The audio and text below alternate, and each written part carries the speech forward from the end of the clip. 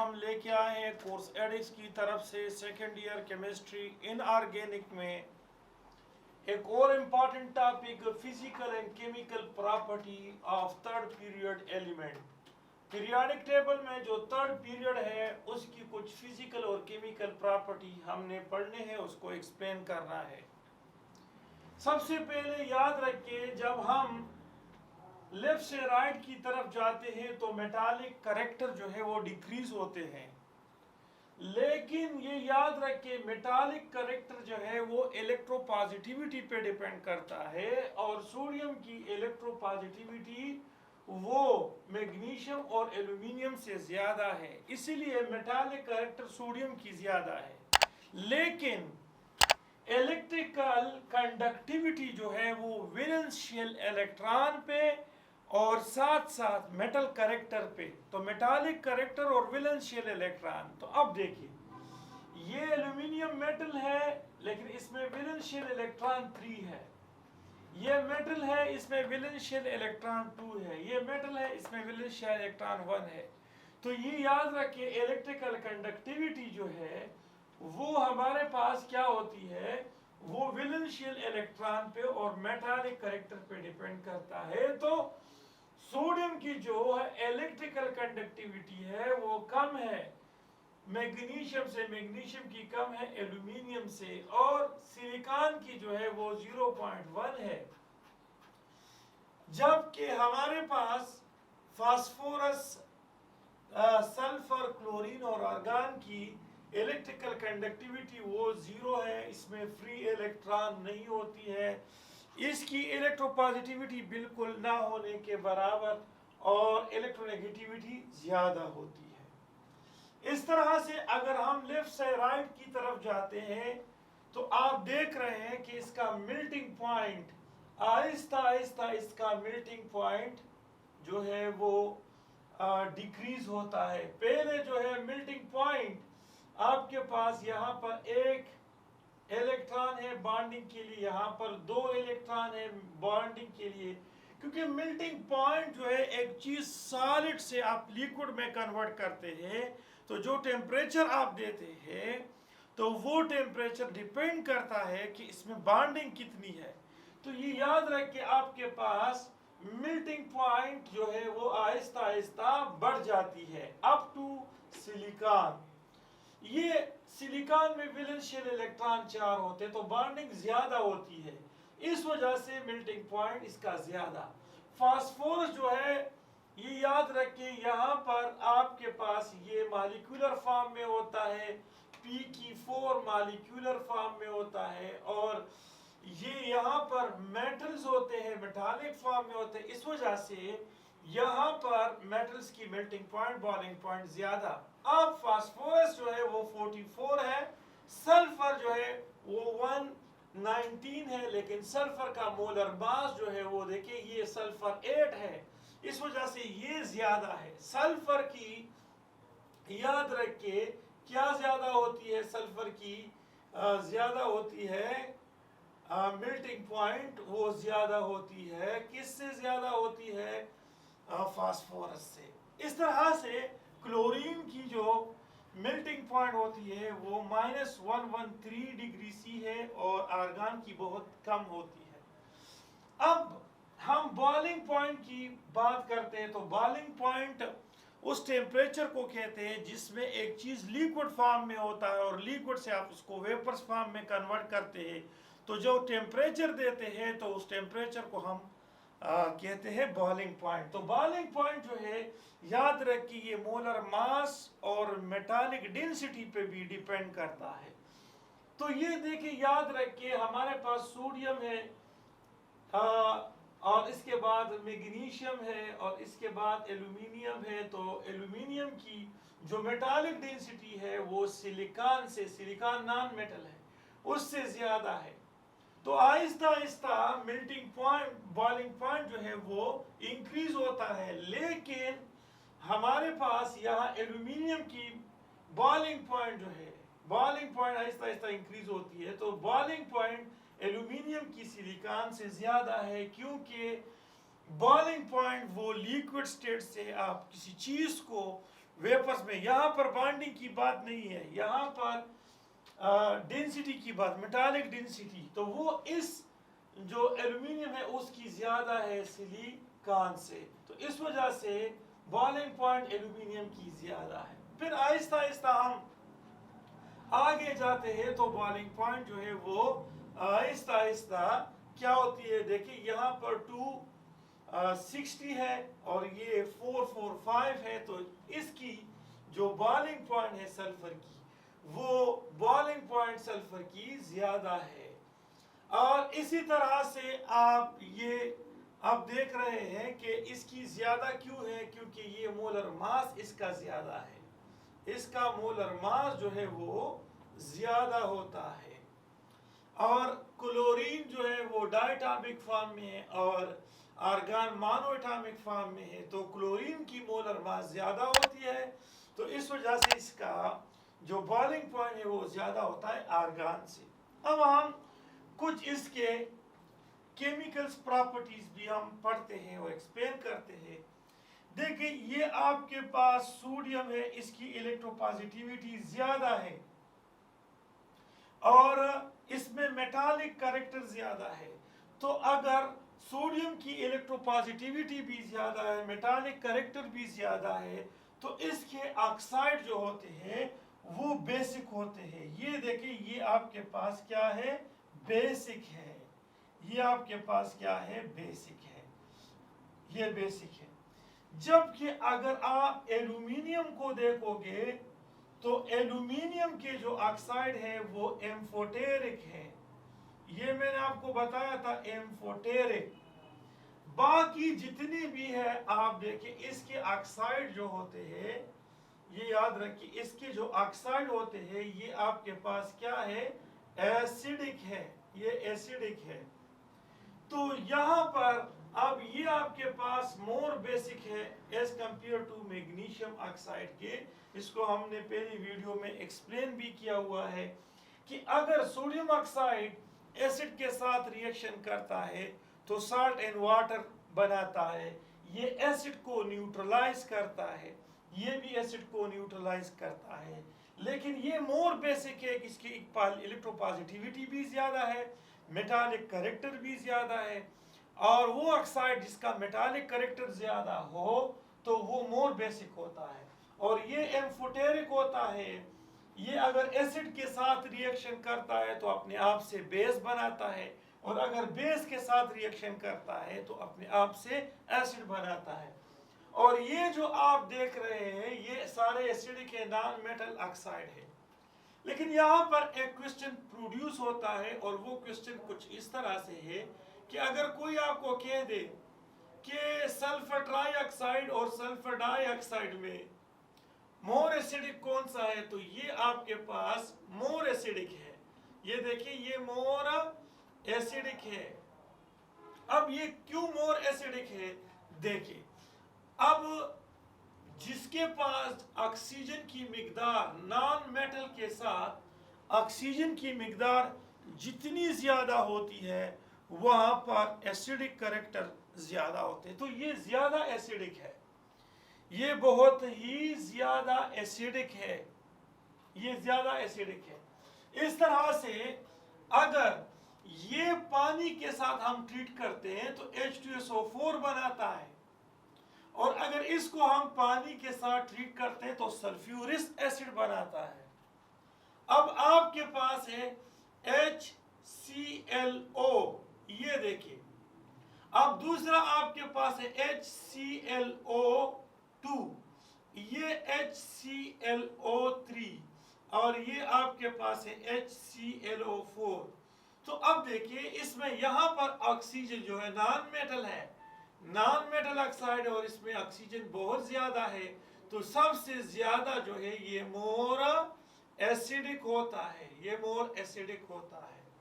इस तरह से हम अगर हाइड्रो ऑक्साइड की बात करते हैं, हाइड्रो ऑक्साइड, तो हाइड्रो ऑक्साइड जो है वो हमारे पास उसकी एसिडिक और बेसिक बिहेवियर उसको हम एक्सप्लेन करते हैं। तो हमारे पास सोडियम हाइड्रोक्साइड है, अगर हमारे पास सोडियम हाइड्रोक्साइड है तो देखिए ये बेसिक क्यों है, ये देखिए ये बेसिक क्यों है। इसकी इलेक्ट्रोनेगेटिविटी आपके पास 3.5 है, ये 0.9 है और ये 2.1 है। तो यहाँ इलेक्ट्रोनेगेटिविटी डिफरेंस ज़्यादा है। और ये देखिए अगर हम सोडियम हाइड्रोक्साइड को इक्वस सोल्यूशन में डिजॉल्व कर दें तो ये OH आयन देगा, क्योंकि यहाँ पर सोडियम और ऑक्सीजन के दरमियान बॉन्ड ब्रेक होता है। तो यहाँ से पता चलता है कि ये आपके पास क्या है, ये आपके पास बेस है। इस तरह से अगर हमारे पास मैग्नीशियम हाइड्रोक्साइड हो तो अब देखिए ये मैग्नीशियम हाइड्रोक्साइड है, यहाँ आप देखिए मैग्नीशियम हाइड्रोक्साइड है, यहाँ इलेक्ट्रोनेगेटिविटी 3.5 है, ये 2.1 है और ये जो आपके पास है यहाँ पर बहुत कम है, इसकी इलेक्ट्रोनेगेटिविटी बहुत कम है। तो यहाँ इलेक्ट्रोनेगेटिविटी डिफरेंस ज़्यादा है, इसीलिए मैग्नीशियम हाइड्रोक्साइड भी क्या देगा, ये देगा OH आयन। यहाँ पर भी ये क्या देगा, OH आयन इक्वल सॉल्यूशन को देता है, लिहाजा ये भी आपके पास बेसिक है। लेकिन याद रखें ऑक्साइड हो या हाइड्रोक्साइड हो, जिसकी इलेक्ट्रोपॉजिटिविटी ज्यादा होते हैं वो मोर बेसिक होता है। लेकिन अगर हम एल्यूमिनियम हाइड्रोक्साइड को देखें या एल्यूमिनियम ऑक्साइड को देखें, दोनों सूरतों में ये क्या है, एम्फोटेरिक है। कल वाले टॉपिक में हमने एक्सप्लेन किया कि जनाबे आली गाय सुनकर वो सब आसमां पर, वो सब मैंने बताया था कल वाले टॉपिक में। तो एल्यूमिनियम जो है, अगर हम एल्यूमिनियम की बात करें, एल्यूमिनियम की अगर हम बात करें तो एल्यूमिनियम हाइड्रोक्साइड कुछ इस तरह से है। देखिए यहाँ इलेक्ट्रोनेगेटिविटी 3.5 है और यहाँ पर हाइड्रोजन और एल्यूमिनियम की इलेक्ट्रोनेगेटिविटी अप्रोक्सीमेटली सेम होती है। इस वजह से ये यहाँ पर भी बॉन्ड टूटता है, यानी ये हाइड्रोजन दे देता है, लेकिन किसको देगा, ये देगा बेस को। तो ये एल्यूमिनियम हाइड्रोक्साइड अपने आप से क्या बनाता है, एसिड बनाता है। क्यों, क्योंकि इसने बेस को हाइड्रोजन आयन दिया। अब अगर हम देखें कि ये एल्यूमिनियम हाइड्रोक्साइड, ये बॉन्ड भी यहाँ पर ब्रेक हो सकता है, तो ये देखें OH आयन भी दे देता है। तो अगर OH आयन दे देता है तो ये देखें ये यहाँ पर क्या है, ये OH आयन किसको देगा, एसिड को देगा। OH आयन एसिड को देगा, तो ये यहाँ पर बतौर बेस जो है वो काम करता है। तो एल्यूमिनियम हाइड्रोक्साइड जो है वो एसिडिक के तौर पे भी इस्तेमाल होता है और बेसिक, अगर एसिड के साथ रिएक्शन करता है अपने आप से बेस बनाता है, OH आयन देता है। अगर आपके पास ये बेस के साथ रिएक्शन करता है तो ये हाइड्रोजन आयन देता है और एक्ट एज एन एसिड, क्योंकि यहाँ पर इलेक्ट्रोनेगेटिविटी डिफरेंस एल्यूमिनियम ऑक्सीजन और ऑक्सीजन हाइड्रोजन के दरमियान सेम होती है। तो ये एक्सप्लेनेशन है। अब देखिए हम फर्दर एक्सप्लेन करते हैं। अगर सिलिकॉन, ये देखिए अगर सिलिकॉन हाइड्रोक्साइड है, तो अगर हम सिलिकॉन को देखें तो ये देखिए सिलिकॉन, ये आप देख रहे हैं कि ये क्या है, ये सिलिकॉन टेट्रा ऑक्साइड है, सिलिकॉन टेट्रा ऑक्साइड है। तो अब होगा क्या, याद रखिए यहाँ इलेक्ट्रोनेगेटिविटी 3.5 है और यहाँ इलेक्ट्रोनेगेटिविटी डिफरेंस जो है ये कम होता है, यहाँ पर ज्यादा है और यहाँ पर कम है। तो क्या होगा, ये हाइड्रोजन आयन इक्वल सॉल्यूशन को देगा, ये हाइड्रोजन आयन देगा, ये हाइड्रोजन आयन देगा, तो ये हाइड्रोजन आयन देगा। होगा क्या कि जो सिलिकॉन हाइड्रोक्साइड है ये हमारे पास वीक एसिडिक है, वीक एसिडिक है। ये जो आपके पास H3PO4 है, तो ये देखिए ये H3PO4, ये OH है, देखिए और से यहाँ पर, यहाँ आपके पास है OH यहाँ आपके पास है OH और यहाँ आपके पास है O। तो अब देखिए इलेक्ट्रोनेगेटिविटी का डिफरेंस जो है यहाँ 3.5 है, यहाँ पर इलेक्ट्रोनेगेटिविटी डिफरेंस जो है वो ज्यादा और यहाँ पर बहुत कम होता है। तो क्या होगा, यहाँ डिफरेंस ज्यादा तो क्या देगा, ये H3PO4 है तो ये क्या देगा, ये हाइड्रोजन आयन देगा और जब हाइड्रोजन आयन देगा तो ये आपके पास क्या है, H3PO4, ये एसिडिक है, ये एसिडिक है। इस तरह से ये आपके पास क्या है, H2SO4। अगर H2SO4 है तो अब देखिए यहाँ पर और यहाँ पर डबल बॉन्ड और यहाँ OH है, गौर से देखिए यहाँ पर ये OH है तो होगा क्या, ये देखिए यहाँ पर 3.5 है तो यहाँ इलेक्ट्रोनेगेटिविटी डिफरेंस बहुत ज्यादा, तो ये क्या देगा, ये देगा हाइड्रोजन आयन, ये देगा हाइड्रोजन आयन, तो लिहाजा ये आपके पास क्या है, एसिडिक है। इस तरह से ये भी है। तो मतलब इसका क्या हुआ, मतलब ये हो गया कि अगर आपके पास मेटल ऑक्साइड हो तो वो बेसिक है, अगर नॉन मेटल ऑक्साइड है तो वो एसिडिक है। अगर आपके पास मेटल हाइड्रोक्साइड हो तो बेसिक है, अगर नॉन मेटल हाइड्रोक्साइड हो तो वो आपके पास क्या होते हैं, एसिडिक होते हैं। अच्छा, अब हम कुछ और केमिकल्स प्रॉपर्टी पढ़ते हैं। जिस तरह के थर्ड पीरियड है उसमें sodium, magnesium, aluminium, silicon, phosphorus, sulphur, chlorine और आर्गन मौजूद है। अगर हम थर्ड पीरियड को वाटर के साथ ट्रीट करते हैं तो ये अमल एक्सोथर्मिक होता है, इसमें हीट खारिज होता है और हाइड्रोजन गैस और caustic soda, sodium hydroxide produce होता है। अगर हम मैग्नीशियम को वाटर के साथ, कूल्ड वाटर के साथ ट्रीट करते हैं तो ये रिएक्शन स्लो होता है, हीट प्रोड्यूस हो सकता है, हाइड्रोजन भी प्रोड्यूस होता है, हाइड्रोक्साइड भी। लेकिन अगर ये स्टीम हो, H2O in the form of gas हो, तो ये मैग्नीशियम ऑक्साइड पैरा प्रोड्यूस करता है और हाइड्रोजन गैस इवॉल्व होता है और ये रिएक्शन फास्ट होता है। ये अमल भी एक्सोथर्मिक है। अब देखिए एल्यूमिनियम अगर H2O के साथ रिएक्शन करता है तो एल्यूमिनियम ऑक्साइड बनाता है, हाइड्रोजन गैस इवॉल्व। अब इसमें देखिए ये रिएक्शन फास्ट उस वक्त होगा जब एल्यूमिनियम पाउडर फॉर्म में हो। अगर एल्यूमिनियम पाउडर फॉर्म में हो तो इसका सरफेस एरिया ज्यादा होता है, सरफेस एरिया ज्यादा होता है तो रेट ऑफ रिएक्शन ज्यादा। लेकिन अगर ये बल्की फॉर्म में होते हैं तो ये याद रखिए एल्यूमिनियम के ऊपर ये ऑक्सीजन का एक लेयर चढ़ जाता है, एल्यूमिनियम ऑक्साइड का एक लेयर चढ़ जाता है, जिसकी वजह से फर्दर रिएक्शन जो है वो स्लो होता है या रिएक्शन स्टॉप होता है। तो पाउडर फॉर्म में या ग्राइंडेड फॉर्म में एल्यूमिनियम हो तो इसका रिएक्शन फास्ट होता है। और ये याद रखें जब लेफ्ट से राइट की तरफ जाते हैं तो मेटल्स की इलेक्ट्रोपॉजिटिविटी डिक्रीज होती है, जिसकी वजह से इसकी रिएक्टिविटी भी कम होती है। अब ये याद रखें कि सोडियम अगर वाटर के साथ रिएक्शन करता है तो ये फास्ट रिएक्शन होगा as compare to magnesium and as compare to silicon और as compare to aluminium as compare to silicon. तो इसको आपने थोड़ा सा हीट देना है। अब देखिए फर्दर फास्फोरस और सल्फर का ये नेचर है कि ये वाटर के साथ रिएक्शन नहीं करता है।